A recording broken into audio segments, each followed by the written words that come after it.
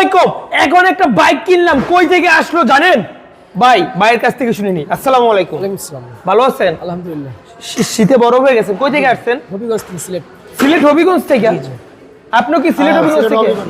ওরে বাবা, চালায় আসছেন না পিকআপে নিয়ে আসছেন? চালায় আসছে। ডিস্টার্ব দিছে না রাস্তায়? কোনো প্রবলেম নেই। ডিস্টার্ব দেয় নাই? না না। অবাক কাণ্ড, সিলেট হবিগঞ্জ থেকে আসছেন? দুইজনেই আসছেন? জি জি। দেখি তো গাড়িটা একটু। ওরে বাবা,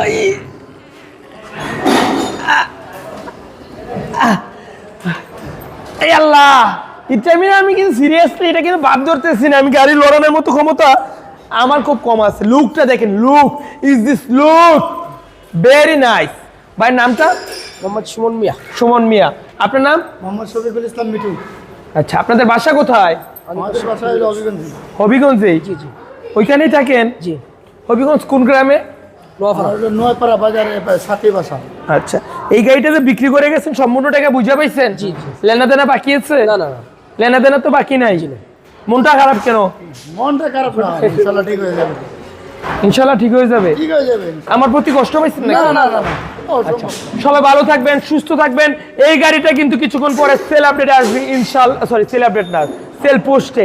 আবার ভাগ্য থাকলে সেল আপডেটও হয়ে যেতে পারে। আল্লাহ হাফেজ।